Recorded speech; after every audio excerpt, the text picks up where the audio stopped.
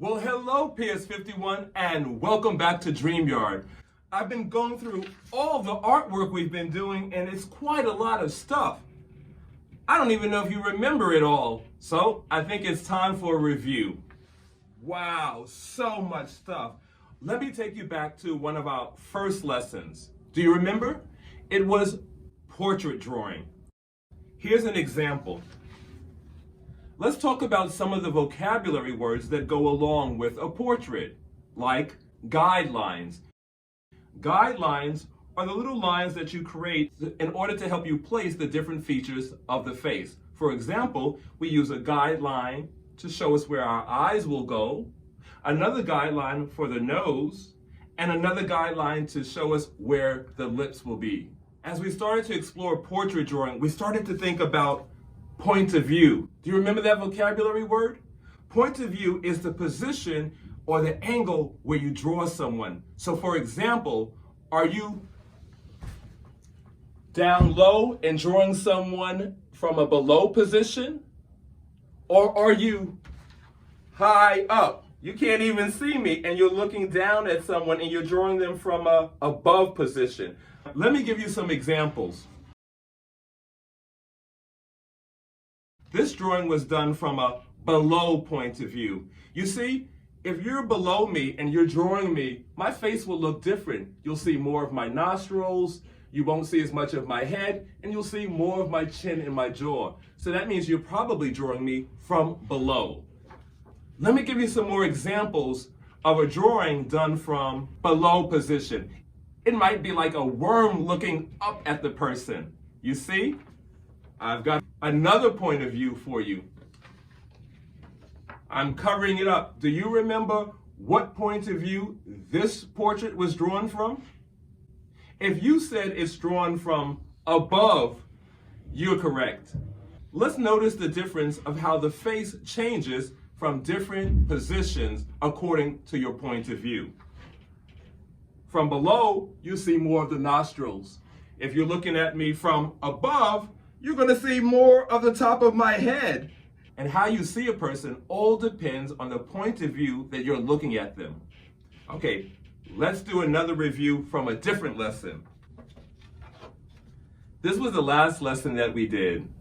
I drew two characters, I drew a setting, and we were even thinking about the action. What are the characters doing in the setting? Well, in this case, they're eating. Luckily, I keep all of my work in my DreamYard folder, and it's quite a lot of stuff. That's why it was time to do a review. Look what I found. This was one of our very first lessons, and these are other vocabulary words like physical trait and personality traits. For my physical traits, I wrote down that I was a black man, I was middle-aged, I had a beard at the time, but I shaved it off, and I had a gap between my teeth. Let's see if I can find an example of this in one of my drawings. Oh, here's one. Let's see. Physical traits. Black man. Well, maybe you can't tell because the paper is white. Middle-aged. Oh, maybe I need to add some more wrinkles. I'm going to look at this as a guide and then add anything that I think might be necessary. A beard, I have my beard. Oh, you can't see the gap between my teeth. So watch what I'm going to do. I'm going to make my mouth bigger. That was easy. And then I'm just going to put a line in between it. Now I've used the writing in order to inform what my drawing will look like. Let's see if I can use my personality traits and transfer it into my drawing. Cheerful. Okay. Let me see if I can add something cheerful. I think I need a smile. Let's see if I can change my drawing a little.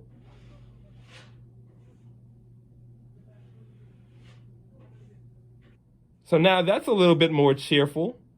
Oh, you know what would make it cheerful? I'm going to add a music note to act like I'm whistling. Because if you're whistling, I think you might be kind of cheerful. Now I want to show helpful. if I'm showing helpful, it's kind of hard to show it just in this drawing. So I would have to add some details, and I would probably have to concentrate on the action. I would have to show the person doing something that is helpful to illustrate helpful. What can I draw on this picture to show that this person, that's me, is helpful? Oh, I know. Maybe I can draw a picture of me sweeping up the floor for my mummy. This is not about having a great drawing. It's about being able to use words in your story in order to create the drawing. Or the other way, you could create the drawing first and then create the story. But since we already have some information, I'm using this in order to create this. So I'm going to have me with a broom.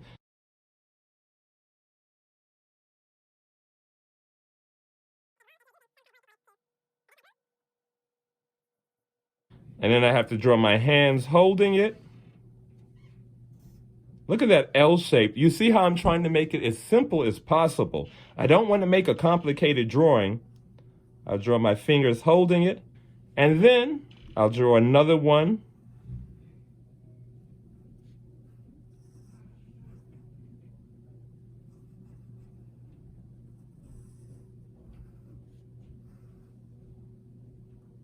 Let's draw my torso. Oh, that's another vocabulary word. A torso is your chest and your stomach. So there's my chest and there's my stomach. And let's draw my legs. I'm just going to make it really simple, as I said. And my little feet. Put the... Yay! Now I have an example of how I would be helpful. Okay, funny. Wow, that's a little bit difficult. Wow, how can I illustrate funny? Oh, I know. I could tell a joke. Watch this. Sometimes we have to use words in order to help us tell a story. I'm going to tell a joke. Knock, knock.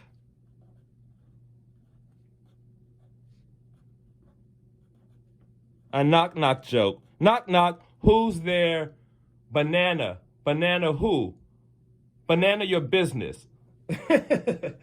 I don't know. I don't know any knock, knock jokes, but, I'm trying to be funny, so that's good enough. All right, here's a great example of using words to help us draw. This is so cool. Well, I think you've got the point. Take an old picture that you've drawn from before and add some new details. Change it up. Add something exciting. Add new details. Maybe even color it in. That's a nice detail. Whatever you choose, just have fun with it. And I'll see you next time, PS51. Bye for now.